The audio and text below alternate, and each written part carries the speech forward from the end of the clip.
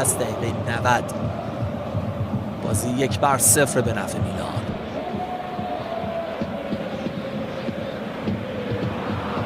مودریچ در خط میانی تو به دستش برخورد کرد و خطای هند به نفع اینتر هست. دقیقه 90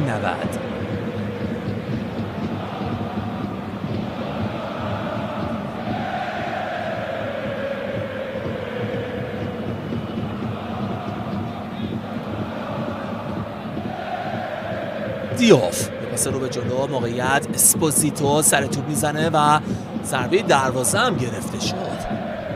اسپیش نبرد اسپوزیتو. دقیقه 90 مسابقه هستیم. فکر کنم درست بود، توپ خورد پای خود پیو اسپوزیتو.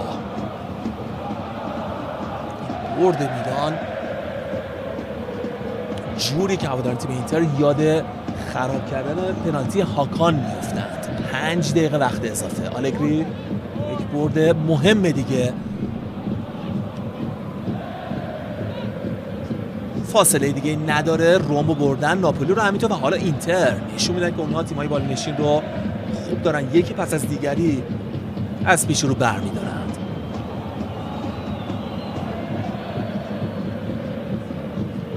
فقط مقابل یوونتوس سرف کردن، اونم تو آلیانس گرکد از سمت راست زمین.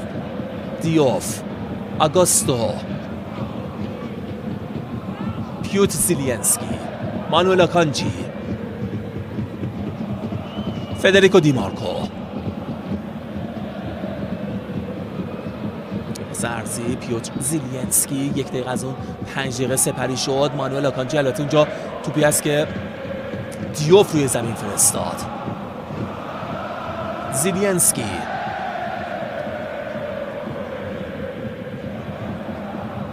یه بار دیگه موقعیت، یه پاس ارضی هم فرستاده میشه. توپ مودریچ برگشت میده. رابیو،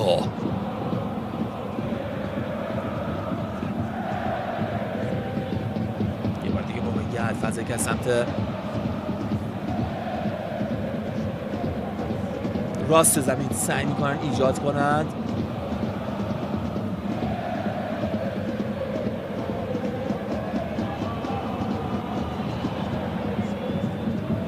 یه بار دیگه خود دیوف با پای چپ یارسون روی دروازه. کریستوفر انکونکو به توپ نرسید. چقدر تو زمین گم بوده انکونکو از زمان ورودش به زمین. یه بار دیگه موقعیت، مارکوس تورام. مودریچ چقدر خوب ایستادگی میکنه، خبری از خطا نیست. آکانجی یه بار دیگه اینور توپ رو میلانیا گرفتن با روبن لوفتوس-چیک. یه بازیکن رو برمی‌داره که سوچیچ هست اونجا. خود روبن لوفتوس-چیک بهترین کار ممکن هدر دادن زمان مسابقه است روی زمین افتاد. این خطای خود بازیکن انگلیسی میلان است که بلند نمیشه که توپ رو بگیره. بازیکن تیم اینتر درگیری بالا گرفته و بازی دنبال میشه اونجا. سوچیچ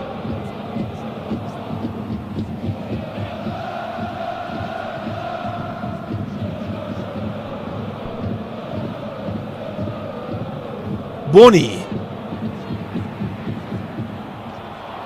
یه توپگیری از فیکایو توموری، لبه خط توپ نگه میداره، میگه کورنر شده بونی. خبری از کورنر هم نیست. توپ اونجا روبن لوفتوس-چیک در اختیار گرفته. پاس بلندش برای انکونکو که توپشو گرفت. مانوئل آکانجی،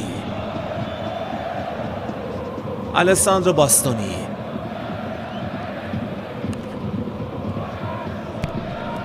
زیلینسکی. یه بار دیگه حرکت، خود دیوف توپ رو میاره به محوطه جریمه و کورنر رو گرفته این بازیکن. کورنر از سمت راست به نفع اینتر هست.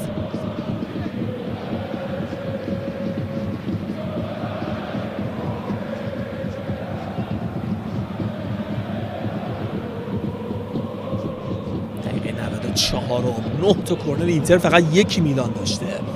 تمام آمارها به سمت اینتر بوده الا نتیجه. سانتر روی دروازه، سالماکرز دفعه ناقص پشت محوطه جریمه. زیلینسکی، دیمارکو، 1 دقیقه پایانی. پاس بلند به جایی که کارلوس آگوستو حضور داره. پیوت زیلینسکی، باستونی، یه بار دیگه موقعیت فکر کنم تو خورد به دست مارکوس تورام، کار داره دنبال میشه. داور با مکس زیاد در سوت خودش میدمه و خطای هند مارکوس تورام اعلام میشه. درست بود، تو خورد به دست مارکوس تورام.